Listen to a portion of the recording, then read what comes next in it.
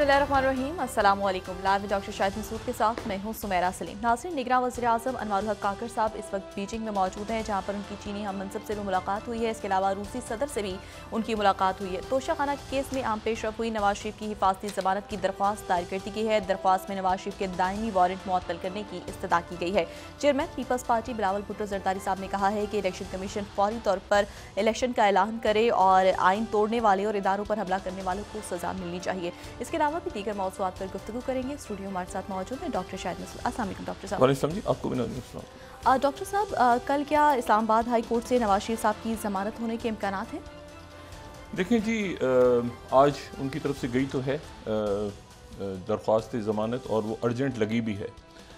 तो इस बात के कभी इम्कान हैं। पहले तो जहन में ये था कि ये जो है ये आज ही शायद समात हो जाए और आज ही उनको जो नवाज शरीफ साहब की ज़मानत जो है उनको मिल जाए। लेकिन यह है कि वो हिफाजती ज़मानत के अपने आप को सरेंडर करना चाह रहे हैं अदालत के सामने, यानी उनको एयरपोर्ट पे आने की इजाज़त दी जाए पाकिस्तान के हदूद में, और जहाज़ से फिर वो यहाँ पे इस्लामाबाद हाई कोर्ट तक उनको आने की इजाज़त सरेंडर करना चाह रहे हैं। तो ये मेरे ख्याल से कोई इतना लंबा इशू नहीं। इशू ये कि इसके बाद फिर क्या, व्हाट नेक्स्ट। अदालत ज़मानत तो ज़ाहिर दे दी कि सरेंडर करने आ रहे हैं, लेकिन ये कि वो इम्कानात हैं कि मतलब ज़मानत यहाँ तक हो जाए और फिर उसके बाद, लेकिन आगे की जो कानूनी हिकमत अमली है वो क्या बनती है, ये एक देखने वाली चीज़ है आने वाले दिनों में कि उनकी लीगल टीम क्या बनाती है। दूसरा जो आज 18 अक्टूबर के हवाले से साना कारसाज, क्योंकि आज बेनज़ीर भुट्टो साहिबा पाकिस्तान वापस लौटी थी 2007 में, और कराची में एक बड़ा ब्लास्ट हुआ था और उसके नतीजे में बहुत बड़ी तादाद में शहादतें हुई थी। पीपल्स पार्टी के कारकुनों की भी, उनके रहनुमाओं की भी, और सिक्योरिटी एहलकारों की भी, और आम शहरियों की भी। तो उसकी आज एक अफसोसनाक दिन है जिसकी याद आज पाकिस्तान पीपल्स पार्टी ने मनाई उनकी क़यादत में। और साथ ही जो है वो जो तहरीक इंसाफ की क़यादत जो है वो उन पे मुकदमात वगैरह चल रहे हैं, लेकिन आज खतीजा शाह साहिबा जो हैं उन समेत और भी कुछ शख्सियात की ज़मानतें आज हो गई हैं। अच्छा, जो बड़े वाक़यात जन्म ले रहे हैं दुनिया में, वो पेचीदा से पेचीदा तर होते जा रहे हैं हर गुज़रे लम्हे।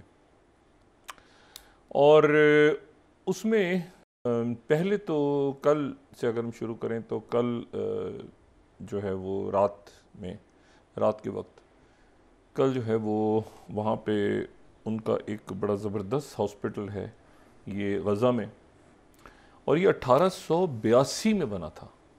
ये जो अस्पताल है अल अहली हॉस्पिटल, ये 1882 में बना था। ये और ये जो है ये उनके पुराने हॉस्पिटल, जैसे किसी शहर में पुराना हॉस्पिटल होता है ना, आप कहते हैं कि जी वो कराची में सिविल हॉस्पिटल है या JPMC है, मतलब कोई आप 100 साल पुरानी उसकी हिस्ट्री, या लाहौर में आप कहते हैं कि जी गंगाराम हॉस्पिटल, बहुत पुराने हॉस्पिटल जो होते हैं।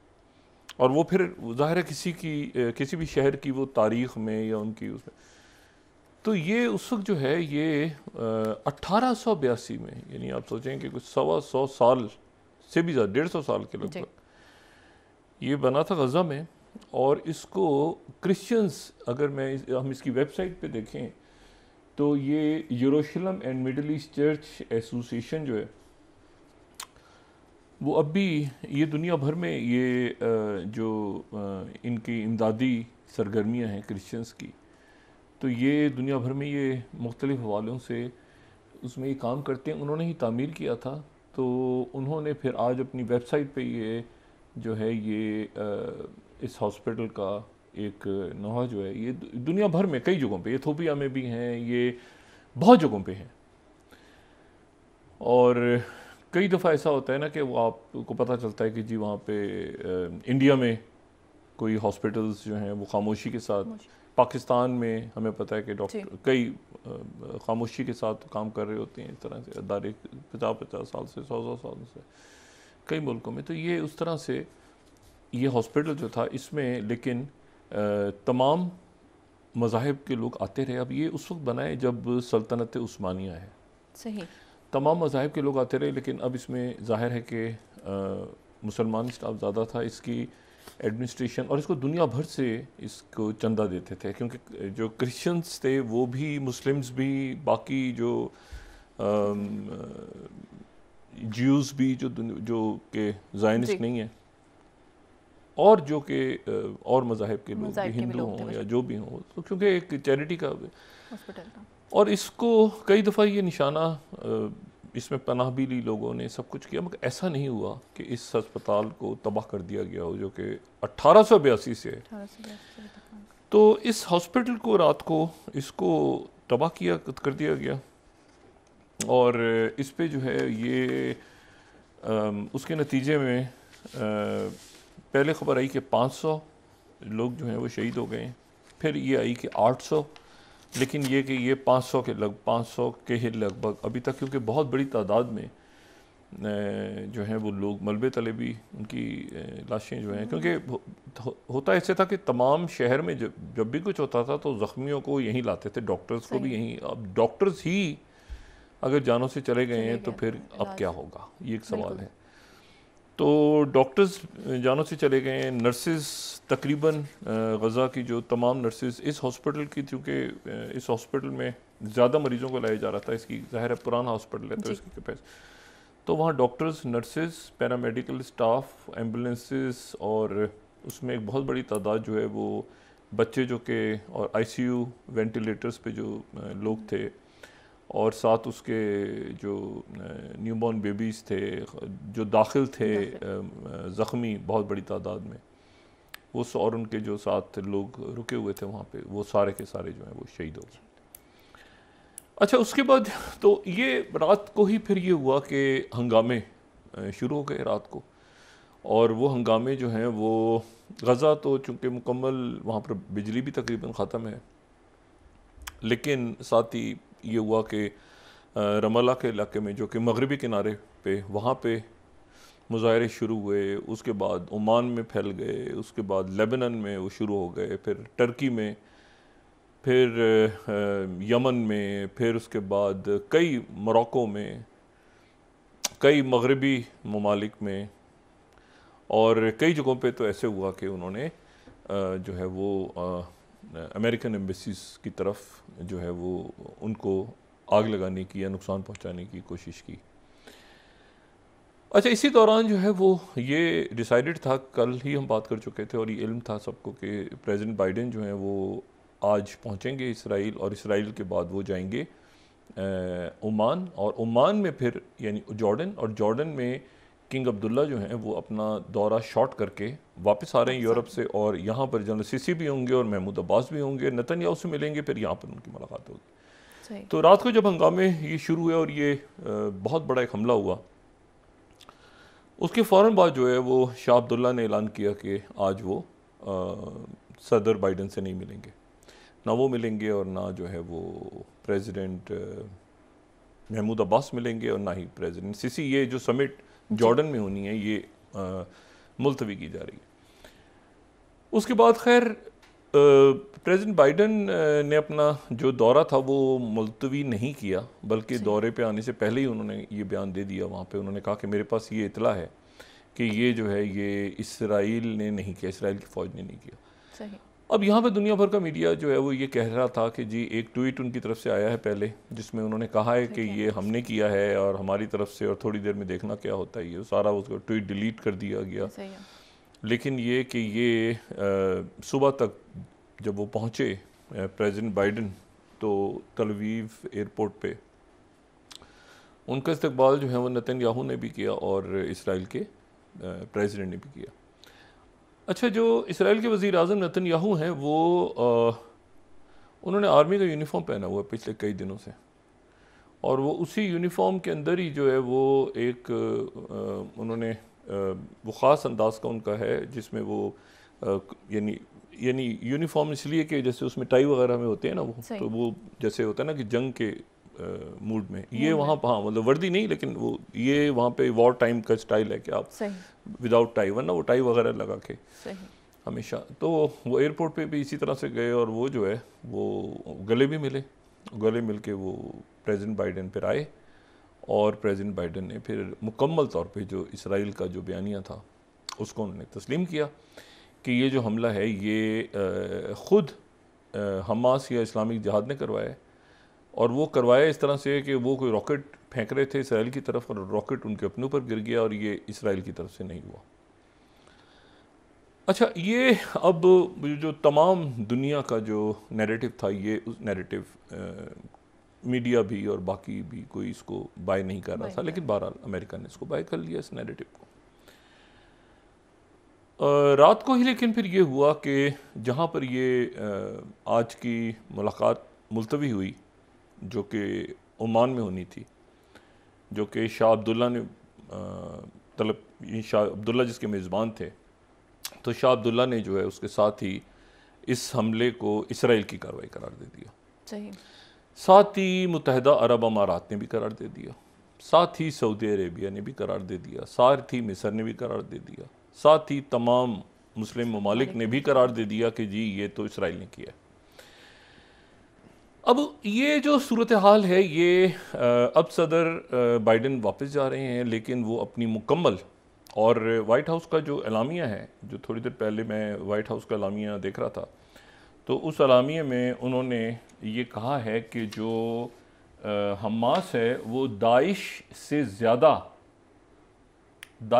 ख़तरनाक है हमास, और इस हम जो है वो मुकम्मल तौर पे जो गुफ्तगू हुई और प्रेस ब्रीफिंग हुई उसके बाद जो है फिर ये उनकी बात आई, और उसमें उन्होंने कहा कि ये ज़्यादा ख़तरनाक है और मुकम्मल तौर पे इसराइल के साथ खड़े हैं।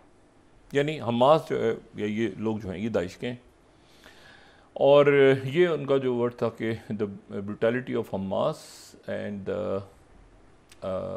Belongs to the worst crisis terrorism, ये ISIS का नाम जो है ये पहले पैराग्राफ में है, ठीक है।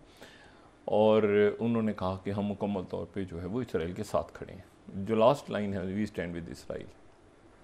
अच्छा, अब ये सूरत हाल अब ऐसे बन गई है इस वक्त कि प्रेसिडेंट, इसी दौरान जो है वो प्रेसिडेंट पुतिन वापस पहुंच गए।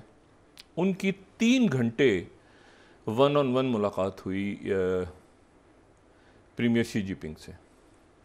एक तो यह है कि बेल्ट एंड रोड फोरम की जो तकरीब थी उसमें अनयूजुअली गैर मामूली था कि प्रेसिडेंट पुतिन भी खिताब करें उस फोरम में जहाँ पे शी जिनपिंग भी साथ खड़े हैं। तो दोनों ने एक साथ खड़े होकर खिताब किया, और उसके बाद दोनों की 1-on-1 मीटिंग हुई। उसके बाद क्या हुआ उसमें वो हमारे सामने नहीं आया, लेकिन जब प्रेसिडेंट पुतिन वापस मॉस्को लैंड हो गए, वहाँ से जो रशियन डेलीगेशन था वो दो सिमतों में चला गया।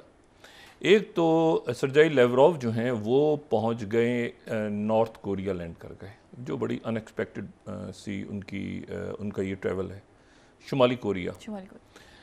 और जो प्रेसिडेंट पुतिन थे वो जो वापस आए, तो वापस आने के बाद उन्होंने प्रेस कॉन्फ्रेंस की, और उसमें उन्होंने ये कहा, और ये बात उन्होंने कही आके मॉस्को में। उन्होंने कहा कि 3 घंटे हमारी मुलाकात हुई है, बात हुई है, और उसमें ये मैं 19th स्लाइड को कोट कर रहा हूँ exact. Putin and Xi Jinping have 3 hours of talks discuss Ukraine and middle east, ठीक है। अच्छा, और CNN फिर इस मीटिंग को इस तरह से कवर कर रहा है, 20 स्लाइड अगर देखें। Putin touts solidarity with China in Xi speech for new world order as crisis grips Middle East. अच्छा, तो ये और बाकी जो है ये न्यूयॉर्क टाइम्स इसको इस तरह से बता रहा है कि 29th new global divisions on view as Biden goes to Israel and Putin to China.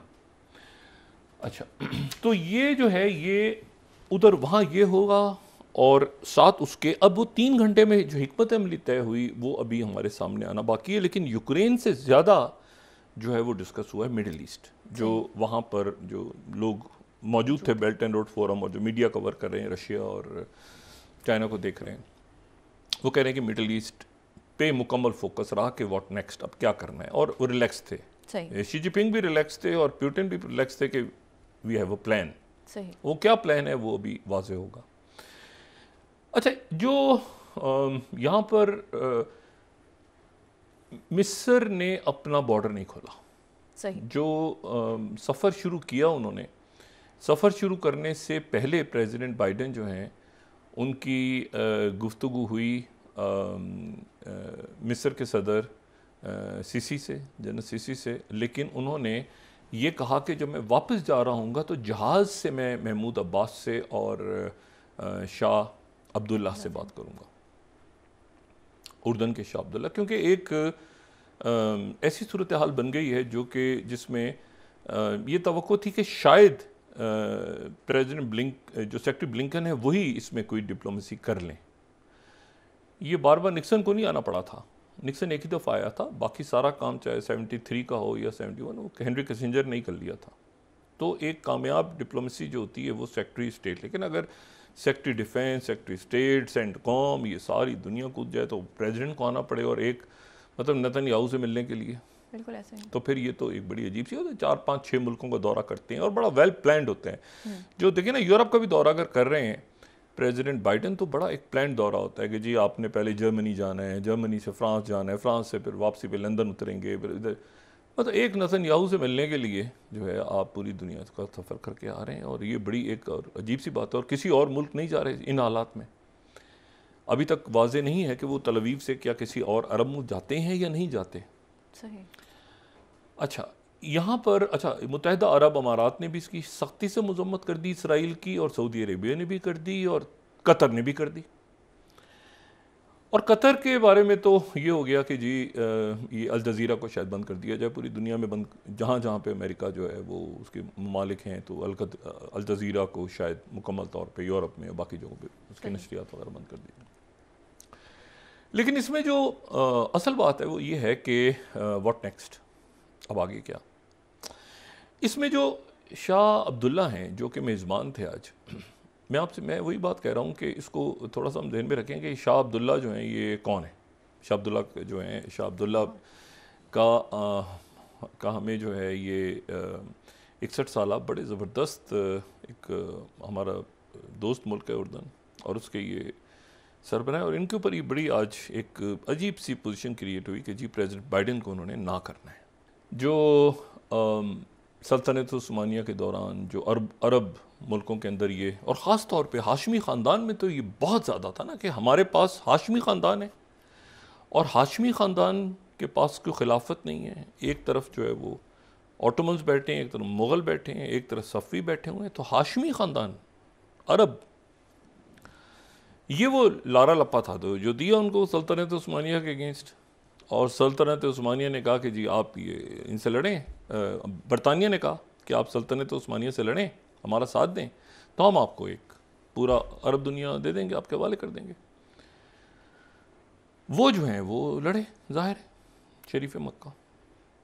लेकिन ये कि उसके दौरान फिर बेलफोर डिक्लेरेशन आ गया और ये तकसीम हो गई पूरी, जो हम कई दिनों से बात कर रहे हैं कि मशरिक़ वस्ता फ्रांस और बरतानिया ने बांट लिया आपस में वाली सारा। तो शरीफ मक्का जो हैं वो जो कि एक तो उनको फिर जाहिर है कि वहाँ पे उनको नहीं मिली जो कि उनसे वादा किया गया था, धोखा हुआ। तो वो जो हैं वो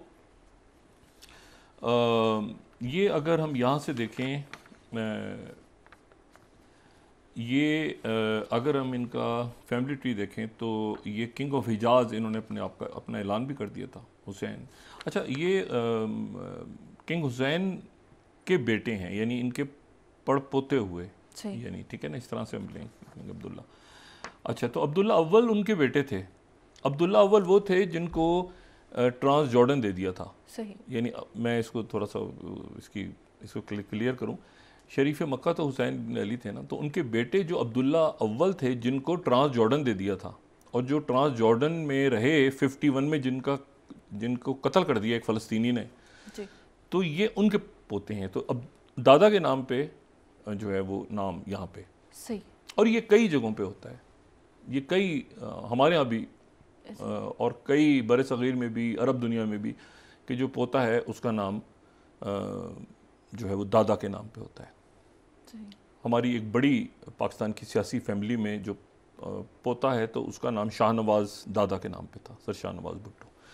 अच्छा, तो वहाँ पर भी इस तरह से हुआ कि वो अब्दुल्ला जो हैं वो उनके पहले बेटे, और तो वो किंग अब्दुल्ला अव्वल थे जॉर्डन के, और फिर ये उनके बाद जो हैं वो तलाल बने उनके बेटे, जो जिनके बारे में शिज़ोफ्रेनिक थे, तो इसको थोड़े अर्से के बाद हटा दिया। और फिर 17 साल की उम्र में Hussain, king Hussain of Jordan, जो बहुत तवील अर्से 99 तक रहे। और फिर उसके बाद अब्दुल्ला दोम। तो ये अब्दुल्ला दोम हैं, लेकिन ये कि ये उनके शरीफ मक्का के ये हाँ ग्रेट ग्रैंडसन हुए जी। अच्छा, तो ये बात जहन में रहे कि फिर क्या हुआ। ये बात बड़ी इंपॉर्टेंट है, क्योंकि जो शाह अब्दुल्ला अव्वल थे उनके दौर में ये सारा कुछ हुआ जो कि इसराइल बना, यानी फ़लस्तीनी इलाके और ट्रांस जॉर्डन जो कि ये सब कुछ था, तो ये तो हवाले कर दिया था बरतानिया ने उनके, और उनके साथ ही धोखा हुआ। दरमियान में इसराइल बन गया, अरब इसराइल जंग भी छिड़ी 48 वाली। तो उस वक्त इनके, यानी आप समझ लें कि परदादा भी थे, लेकिन जो इनके दादा थे वो हुक्मरान थे, अब्दुल्ला अव्वल, ठीक है। तो ये अब्दुल्ला दोम है। तो उस वक्त वो, और फिर एक फ़लस्तीनी ने उनको मस्जिद अक्सा के 51 में शहीद कर दिया, और वो पूरी कोशिश करते रहे कि किसी तरह से ये, लेकिन एक वाक़या हो चुका था तारीख़ का, तो उन्हीं के इलाके में इसराइल बन गया, उन्हीं के इलाके सब कुछ हुआ। और फिर उसके बाद शाह हुसैन यहाँ पे आए, और फिर उसके बाद उनका इंतकाल हुआ, तो शाह अब्दुल्ला दोम है। लेकिन दरमियान में क्या हुआ, दरमियान में ये हुआ कि 67 की जो जंग थी, 73 की नहीं, ठीक है, मैं बात कर रहा हूँ 67 की जो 6 रोज़ा जंग थी। सही। 6 रोज़ा जंग में ये हुआ कि अरब मुल्कों को शिकस्त हो गई,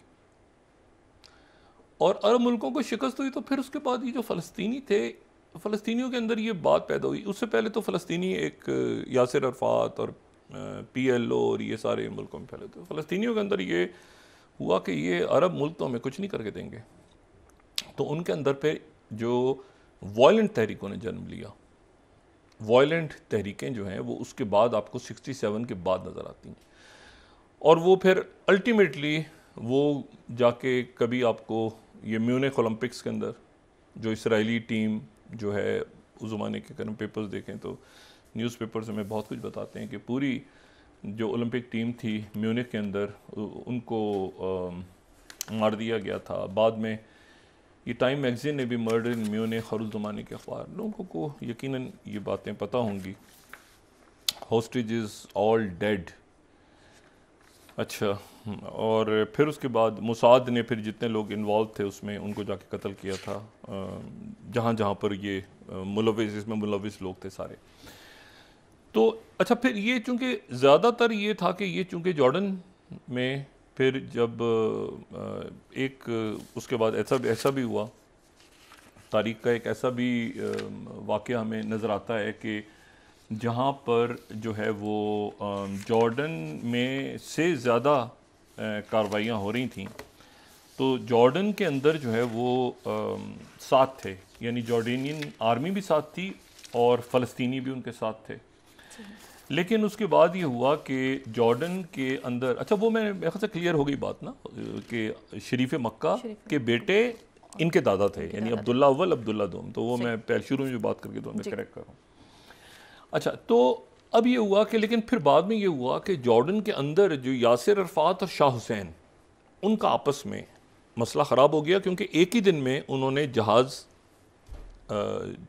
जो थे वो अगवा कर लिए, जो कल भी बात की थी, किडनैपिंग कर ली थी। डॉलिन के जरका के इलाके से एयरपोर्ट पे उन्होंने जहाज़ अगवा कर लिए थे, और साथ ही ये धमकी भी दी थी कि हम इनको कत्ल कर देंगे और सारा कुछ। उसके बाद ये हुआ कि वो इनकी आपस में फिर लड़ाई हो गई, यानी फ़लस्तीनियों की जो यहाँ पे मुकीम थे इनकी, और उसमें मार्शल्ला लगाना पड़ा। शाह हुसैन ने मार्शल्ला लगाया, और सितंबर का महीना था, और उन्होंने मार्शल्ला लगा के फिर ये लड़ाई हुई। फिर फ़दाइन आ गए, फिर सीरिया से भी हमले होने शुरू हो गए। फिर मिस्र ने कोशिश की दरमियान में कि हम इसको डायलॉग से मामले को हल करवाते हैं किसी तरह। तो जो जॉर्डन के जब वो मिस्र मुज़ाकरात करवा रहा था, तो वसीउत्तल इनका नाम, जॉर्डन के जो वज़ीर आज़म थे, उनको कायरा में कत्ल कर दिया। ये उस ज़माने का जो राई अखबार है, अगर हम उसको देखें, उसके बाद ये हुआ कि जी फिर जब ये हो गया तो फिर उसके बाद शाह हुसैन ने कहा कि अब ये तो मतलब अजब सा मसला हो गया ना कि फ़लस्तीनी इसको, उन्होंने फिर मार्शल लगाया जॉर्डन में, और उसके नतीजे में वो जो भी कुछ हुआ उसको फिर हम ब्लैक सितंबर ऑर्गेनाइजेशन उसके नतीजे में वजूद में आई, ब्लैक सितंबर के नाम से उसको याद करते हैं। और वो फिर फ़लस्तीनी जो हैं वो कुछ, लेकिन फिर ये हुआ कि वो फिर किडनैपिंग्स और अटैक्स और ब्यूनस आयर्स एम्बेसीज और ये और वो सारा और वो जहाज़ सारे, तो ये उस तरफ चले गए। उन्होंने कहा कि ये हमारी कोई मदद नहीं, हम इस तरफ चले जाए। ये एसिमेट्रिक, अच्छा ये मुतासिर भी बड़ा थे उस ज़माने में, लातीनी अमेरिका में चल रही थी, ये जनूब मशरक़ी एशिया में चल रही थी, अफ्रीका में चल रही थी मूवमेंट्स, तो ये गुरिल्ला वॉरफेयर से मुतासिर होकर ये इंतहा पसंदी, उसके बाद हमें इंतहा पसंदी नज़र आती है, उससे पहले हमें इंतहा पसंदी नज़र नहीं आ रही बिल्कुल भी, ना कोई ऐसी तंजीम है। इंतहा पसंद मुराद ये कि जिसमें आप कहें कि अटैक्स और ये सारे, लेकिन उन्होंने कहा कि और कुछ नहीं हो पा रहा, हम ये करते हैं। अच्छा, अब इसमें यह है कि डिप्लोमेसी क्या यहाँ पे नाकाम हो गई है? तो ये तो नाकाम हो गई डिप्लोमेसी। तो देखिए OIC का इजलास भी ख़त्म हुआ, उन्होंने मजम्मत की अभी, लेकिन यह है कि ये तो डिप्लोमेसी तो उस वक्त होती है ना कि अगर सेक्रेटरी ब्लिंकन की वांग ली से बात हो जाए या लेवरोव से बात हो जाए या इनके आपस में वज़रा ख़ारजा किसी जगह पे मिल लें, साइड पे बात हो जाए। ये देखें यूक्रेन जंग छिड़ने से पहले बड़ी डिप्लोमेसी हुई थी, बहुत कोशिश हुई थी कि पुतिन कह रहे हैं बार बार नेटो आगे नहीं आएगा, नेटो को मेंबरशिप नहीं मिलेगी, जॉर्जिया की तरफ, यूक्रेन की तरफ, वो कह रहे हैं नेटो एक्सपेंड होगा, ये होगा, मतलब कई दहाइयों, तो वहाँ पर एक डिप्लोमेसी चल रही थी जंग से पहले भी। लेकिन मसला ये है कि यहाँ तो डिप्लोमेसी एकदम से ख़त्म हो गई है, मतलब जैसे हवा में तहलील होती है ना कि जी वो एक ये वाक़या 7 अक्टूबर का पेश आया और उसके बाद से लेकर अब तक वो आलमी कुव्वतों की तरफ से भी, इलाकाई ममालिक की तरफ से भी, सबकी तरफ से तमाम डिप्लोमेसी ख़त्म हो गई है इस वक्त। ठीक है। और व्हाट नेक्स्ट कब क्या होगा वो फैसला करेंगे बाइडेन और पुतिन और शी जिनपिंग और बीच में अरब ममालिक। और ये अच्छा, अरब ममालिक एक बात ज़हन में रखें, अरब ममालिक के हुक्मरान हैं और फिर 7 तंजीमें हैं, जैसे अमेरिका में है ना जी। अमेरिका और कई वेस्टर्न कंट्रीज़ में उनके जो हुक्मरान हैं वो इतने मजबूत नहीं जितने ये मल्टाई जो नेशनल कंपनीज़ हैं। मतलब आप पूछें कि जी वहाँ पे इलॉन मस्क ज़्यादा ताकतवर है या कोई और शख्सियत, तो शायद लोग कहेंगे इलॉन मस्क का ज़्यादा इन्फ्लुएंस है, बिल गेट्स का ज़्यादा इन्फ्लुएंस है आज भी। तो ये जो कॉरपोरेशंस हैं इनका, तो सवाल ये है कि इसी तरह से ये जो तंजीमें हैं, क्या इनका ज़्यादा इम्पोर्टेंट रोल है जो कि बहुत मजबूत है रियासतों में।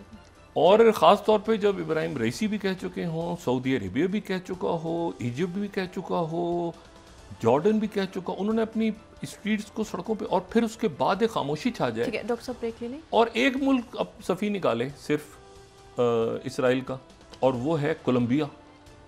कोलंबिया ने जो है वो सबसे पहले इसराइल के सफ़ीर को निकाल दिया अपने यहाँ से। सही हो गया।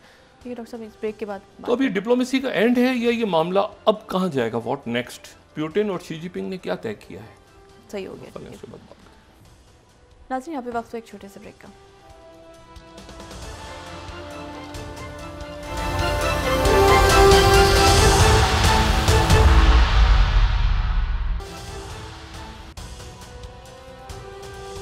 वेलकम बैक नाज़रीन। तो डॉक्टर साहब, आप कह रहे हैं कि सारी सिफारतकारी जो है मशरिक़ वस्ता में ख़त्म हो रही है, तो मामला किसी बड़ी जंग की तरफ जा रहे हैं? बड़ी जंग के, देखिए जंग तो हो रही है ना इस वक्त जी।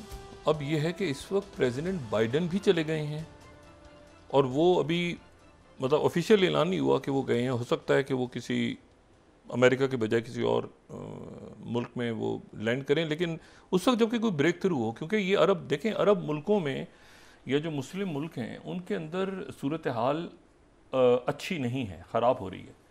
और मैं सिर्फ ये बताऊं कि मेरे लिए ये बड़ी जो 40th स्लाइड है ना, अल अरबिया ने भी जो ब्रेकिंग न्यूज़ दी है कि Saudi Arabia call it on citizens to immediately leave Lebanon. Saudi Arabia कह रहा है कि लेबनन से उसके बाशिंदे लेबनन छोड़ दें। अच्छा, ये लेबनन के अंदर इसका मतलब है कि कोई ऐसी इश्यूज़ हैं कि कोई मुल्क किसी के मतलब आगे पीछे दाएं बाएं क्या होगा ये मैं नहीं जानता, ठीक है। अच्छा, ये जब इनका मर्डर हुआ था ना फ़लस्तीनियों के हाथों, तो ये अगर हम 36 स्लाइड दिखाएं वाशिंगटन पोस्ट, तो बड़ी Jordanian premier assassinated by Palestinian extremist group, ये जिसके बाद ये वाक़या जो हमें फिर नज़र आता है, इसके बाद ये सितंबर के नतीजे में फिर ये सारा जो मामला चले गए थे। और ये अच्छा, इसमें जो इशू है वो ये है कि एक तो ईरान इसमें क्या कहेगा, क्योंकि ईरान की तरफ से आज ये बात की गई कि जी OIC का जो इजलास था उसमें ईरान के वज़ीर ख़ारजा ने कहा कि जी इसराइल का तेल बंद कर दिया जाए। जो ऑयल की सप्लाई है तमाम जो ममालिक हैं OPEC प्लस में, आप देखिए ना, रशिया है, सऊदी अरेबिया है, ये सारे मुल्क जो हैं, तो ये वाला ब्लॉक है ना, जो कि यानी जो कि जिसमें कोई, यानी ये सारा वो ब्लॉक है जो फ़लस्तीनियों के साथ खड़ा नज़र आ रहा है इस वक्त। तो वो उसमें जो उन्होंने कहा कि जी इस पे इनके पेट्रोल कब बंद कर दिया जाए, उसके ऊपर लेकिन अभी फैसला नहीं हुआ। लेकिन उन्होंने बात ही की तो साथ ही वो ऑयल की प्राइस पूरी दुनिया में ऊपर जानी शुरू हो गई कि भाई कि ऑयल ही सप्लाई ना बंद कर दी जाए। अच्छा, अब ये सफारतकारी तो किसी न किसी देखें, अगर तो प्रेसिडेंट बाइडन यहाँ से रफ़ा की सरहद खुलवाए बगैर चले जाते हैं तो फिर तो इसका मतलब ये हुआ कि ये मसला, अच्छा वो किंग अब्दुल्ला कह रहे हैं कि रफ़ा की सरहद खुलेगी। मैं आपसे कह चुका हूँ ना कि ये हुक्मरानों के अपने सर्वाइवल का भी इशू है कि वो अखवान, आज सारे अखवान और फ़लस्तीन के लोग और इस्लामिक जहाद और आम सारे लोग वहाँ पे आते हैं। बिल्कुल जो इजिप्ट है वो इन्वॉल्व है इस वक्त सूडान के अंदर। सूडान जो है वहाँ पर एक वॉर चल रही है दो ग्रुपों के अंदर। तो ये रियासतों के अपने सर्वाइवल के इश्यूज हैं ना कि वो क्या करते हैं। अच्छा, इसी तरह से जॉर्डन के ऊपर सारा प्रेशर जॉर्डन पे के, तो जॉर्डन ने कैंसिल किया रात को। और जॉर्डन जो है वो देखें, जो मैंने कहा ना, हाशमी ख़ानदान, शरीफ मक्का के साहबजादे अब्दुल्ला अव्वल और फिर उनके पोते अब्दुल्ला दोम। लेकिन ये तारीख़ का बहुत बड़ा वाक़या था कि जब ये हाशमी ख़ानदान से सऊद वहाँ पे आ गए और हाशमी ख़ानदान के साथ ये हुआ, तो ये पहली दफ़ा हुआ कि वहाँ पे जो है वो हाशमी ख़ानदान के पास जो है वो मक्का मुकरमा उनके पास नहीं था, मतलब वहाँ पे वो नहीं देख रहे थे। तो नतीजे में फिर ये हुआ लेकिन कि जो बाद में जंग वगैरह के मुआहदे हुए तो मस्जिद अक्सा की जो निगरानी है वो जॉर्डन करता है, मस्जिद अक्सा की। तो इस तरह से वो बात जो है, ये ट्रीटी ऑफ अलायंस जब हुआ ये 46 के अंदर, तो उसमें ये तय हुआ, ये हुआ था बरतानिया और हिज होलीनेस अमीर ऑफ ट्रांस जॉर्डन के दरमियान। ये जॉर्डन की आज़ादी से, यानी जॉर्डन तो बाद में आज़ाद हुआ है ना, उससे पहले ट्रांस जॉर्डन था। तो उस दौरान जो ये माहदा हुआ था उसके नतीजे में फिर ये तय हुआ कि जी ये इतने इलाके रहेंगे और ऐसे रहेंगे। लेकिन ये कोई अच्छा माहदा नहीं था, फ़लस्तीनी इस पर खुश नहीं थे। इसीलिए फिर वो, अच्छा, वो जो बंदे ने मारा इनको, इनके जो दादा को यानी अब्दुल्ला अव्वल को, वो उसका भी कोई ताल्लुक जो है कहीं दाएं बाएं आगे पीछे घूम के अखवान के साथ ही निकला है बाद में। तो वो एक बड़ी अजीब सी सूरत हाल है मुल्कों की। अच्छा, अब टर्की देखें ना, जिन मुल्कों के ताल्लुकात हैं, बहुत बड़ी तादाद में ऐसे मुल्क हैं जिनके, जो मुस्लिम मुल्क हैं जिनके इसराइल से ताल्लुकात हैं। अब कोलंबिया ने सफ़ीर को निकाल दिया, अगर तो कोलंबिया की तरफ से सफ़ीर को निकाले जाने के बाद तो एक प्रेशर बिल्ड होगा कि भाई अब आप ऑयल नहीं बंद कर रहे तो आप क्या कर रहे हैं, तो मुजाहरे हो रहे हैं लोगों के। तो अब ये नेक्स्ट मूव जो है, ये 31 स्लाइड में अनादोलो एजेंसी की कोट कर रहा हूँ यहाँ पे क्योंकि ये सेंसिटिव हैं खबरें, इसलिए। Colombian foreign minister asked Israeli ambassador to leave country in road, उन्होंने इसराइली सफ़ीर से कहा कि चले जाओ। अच्छा, ये जो लड़ाई हुई थी ना आपस में, ये बैटल ऑफ खरामा कहते हैं इसमें, फ़लस्तीनी और जॉर्डेनियंस आपस में। ये 33rd स्लाइड है, बैटल ऑफ खरामा। ये 15 घंटे जारी रही थी और इस जंग में उन्होंने अपना खुद वहाँ पे वो कर लिया था, अनाउंस कर दिया था। कि डिटेल पढ़नी हो तो वही देख सकते हैं, वाशिंगटन रिपोर्ट। अच्छा, एनीवे, तो मैं से भी बात कह रहा हूँ कि इसमें ये 68 में हुआ था, लेकिन इसका ये मैंने आपसे कहा ना 67 की जंग के बाद भी तलखियाँ आ गई थी कि क्या हुआ, और ये ग्रुप बनना शुरू हो गए थे। अब सवाल ये है कि अब इन ग्रुपों के साथ अमलन जो है, ये ग्रुप तो पीछे हैं हमास, लेकिन अमली तौर पे इनके साथ मुल्क खड़े हो गए आके। अब जैसे कतर है, तो कतर में तो अगर हमास दाइश है बकौल अमेरिकन प्रेसिडेंट के, तो कतर में तो फॉरवर्ड ऑफिस है सेंटकॉम का, ठीक है, और हमास का ऑफिस भी है। और सेक्रेटरी ब्लिंकन ने कहा अभी कतर के दौरे में कि हमास का दफ्तर बंद करने को हम क्यों बंद करें, हम तो बंद नहीं करेंगे, कतर ने कहा। सऊदी अरेबिया पोजीशन ले गया ईरान के साथ। और सबसे बड़ी की बात यह कि चाइना के फॉरेन मिनिस्टर सारे अरब मुल्कों के हुक्मरानों को और वज़राए ख़ारिजा को फ़ोन करके कह चुके हैं बात। चाइना बहुत ज़्यादा वोकली बात नहीं करता, लेकिन आज भी जो बात है उन्होंने वो प्रेसिडेंट पुतिन से करवाई है कि भाई 3 घंटे हमारी बात हुई और मशरिक़ वुस्ता और ये डिस्कस हुआ। बाकी आप चाइना के लोकल अगर वो जो चाइनीज़ मीडिया को फॉलो करें जो उनकी है, तो फिर आपको उसमें और ज़्यादा नज़र आएगा कि वो प्रो पैलेस्टाइन खड़े हो रहे हैं सारे। जो चाइना की अपनी पॉपुलेशन है उनके जो ज़बान के अंदर बहुत कुछ है, या सोशल मीडिया पे या बाकी कुछ चल रहा है। तो इशू ये सारा कि अब वॉट ने ये प्रेसिडेंट बाइडन की वापसी, जाहिर है कि वहाँ पे हमले हो रहे हैं अभी भी। लेबनान का बॉर्डर गर्म होना शुरू हो गया ज़्यादा, और ये ओके मिल गए चूँकि प्रेसिडेंट बाइडन की तरफ से और अमेरिकन की तरफ से। तो इसराइल अब क्या करेगा? इसराइल अब क्या गज़ा में जाएगा या बॉम्बिंग मज़ीद करेगा?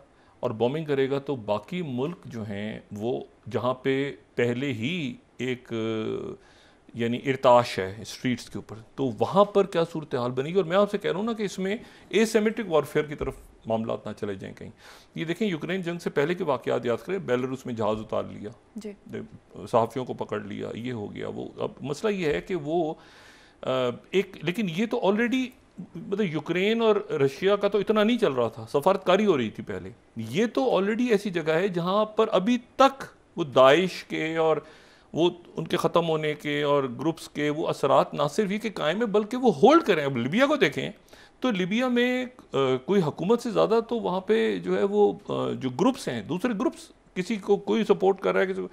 इसी तरह से अगर आप पैलेस्टीनियंस को देखें तो महमूद अब्बास एक साथ थे, वो भी अब गए, और उधर से हम वो जो हमास हैं, हमास को अगर आप दाइश करें तो वो अब जो मर्जी कहें, वो हमास के जो सरबराह हैं वो इलेक्टेड प्राइम मिनिस्टर हैं गज़ा के या फ़लस्तीनी इलाकों के, जिनको नहीं माना था महमूद अब्बास ने, लेकिन बाद में सुलह भी हो गई थी। और अभी तो मसला ये है कि इसी तरह जॉर्डन, इसी तरह से लेबनान, इसी तरह से अच्छा लेबनान में अमलन हुकूमत क्योंकि केयर टेकर है तो वो हिजबुल्लाह ही सारा देख रही है चीज़। और हिजबुल्लाह, मैंने आपसे उस दिन भी बात की कि बराह रास्त तो रशिया के साथ, और वो दमास्कस में बशारुल असद हैं, और ये सारा टर्की एड भेजना चाह रहा है और टर्की की एड वहाँ से अंदर ही नहीं आने दे रहे।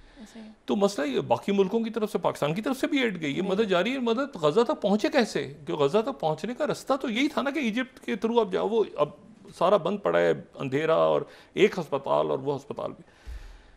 तो ये अब एक बड़ा अब जो भी कुछ होना है बस होना है। अब वो किस शक्ल में होगा? सफारतकारी यहाँ से तो होनी चाहिए शुरू, मगर अगर प्रेसिडेंट के लेवल पे और सेक्रेटरी के लेवल पे, और इस स्टेटमेंट के बाद ये जो स्टेटमेंट है कि जिसमें उन्होंने कहा है कि मुझे पेंटागन ने ब्रीफ किया और ये तो दाइश से ज़्यादा ख़राब है हमास, ठीक है, और आप ठीक कर रहे हैं, गो हेड। तो इसके बाद एक तो इसराइल के लिए भी अब क्या करें, ठीक है, कितने फ्रंट्स खुलेंगे, क्या वो तैयार हैं? क्या अमेरिकन कूदेंगे बूट्स ऑन ग्राउंड लेके इसराइल को सेव करने, या ये है कि वो सिर्फ उनको कुछ साइबर का या किसी और अंदाज में मदद करेंगे, पैसे, या किस तरह से होगा, क्या होगा? और फिर वो बाकी कुव्वतें क्या खामोश रहेंगी, उनके हुक्मरान खामोश रहेंगे खत्ते। तो ये सफारतकारी का जो ख़त्म होना है ना, और जो मुजाहरे शुरू हैं रात को कल जी, ये अब ऐसी सूरत हाल बनी है कि जिसमें देखें ना, ये सऊदी मीडिया है जैसे Al Arabiya, mass rally in Morocco, thousands voice support for ई 14वीं स्लाइड पैलेस्टीनियन गज़ा कॉन्फ्लिक्ट। अच्छा, उसके बाद Saudi Arabia Arab News leads, Saudi Arabia leads, अब देखें ना अरब न्यूज़ की आज की आप सुर्खी देखें, Saudi Arabia leads condemnation of Israeli air strike on Gaza hospital that killed hundreds. ठीक है, तो ये बात ये सारी कि ये जो है, अच्छा अल मनार वहाँ से कह रहा है कि जी Iranian foreign minister calls for global unity against Israeli regime, time is over. तो ये मैं इस पर अब कुछ कह नहीं सकता। मेरा ये ख्याल था कि शायद प्रेसिडेंट बाइडन के आने के बाद जो है, अब वैसे तो शायद प्रेसिडेंट बाइडन को नहीं आना चाहिए था इस वक्त, ये सेक्रेटरी ब्लिंकन और बाकी लेवल पे ये मामला हल हो जाते। ये पहले भी जब ये गज़ा और इसराइल की जंग हुई है तो कॉन्डी राइस थी ना उस वक्त, तो उस वक्त कोई जॉर्ज बुश तो नहीं आ गए थे। तो मसला ये है कि इन मामलात को एक ख़ास लेवल पे ही हल हो जाना चाहिए था। अब ये मामला चला गया है पुतिन, शी जिनपिंग और प्रेसिडेंट बाइडन के लेवल पे, सही, और वही कि either you are with us और अगेंस्ट अस। तो ये तो, और बीच में जो दरमियान में लोग हैं, हज़ारों, सैकड़ों, लाखों, दुनिया भर में लोग हैं, वो कहीं पर कोई हेट क्राइम शुरू हो गया है, वो मतलब है कि कहीं इस्लामोफोबिया शुरू हो गया है, कहीं बच्चों को मार रहे हैं, कहीं वो बेगुनाह अटैक्स तो दोनों तरफ से होंगे ना, वो तो हर खराबी होगी। तो इसमें अगर सफारतकारी ख़त्म हो गई है और दरमियान में कोई आके बात करने को तैयार नहीं है, करवाने को तैयार नहीं है, तो मैं नहीं जानता कि अगले 24-48 घंटों में क्या होगा, ख़ास तौर पे तब जब प्रेसिडेंट पुतिन और शी जिनपिंग के दरमियान मशरिक़ वस्ता डिस्कस हो चुका है। ठीक है, बहुत शुक्रिया डॉक्टर साहब। नाज़रीन, इसके साथ ही आज का प्रोग्राम अपने इख्तिताम को पहुंचा। मुझे सुमेरा सलीम को दीजिए इजाज़त। अल्लाह निगहबान। जी डॉक्टर साहब। अपने दोस्तों रिश्तेदारों, बुजुर्गों के लोगों का सब ख्याल रखिएगा। अल्लाह हाफ़िज़।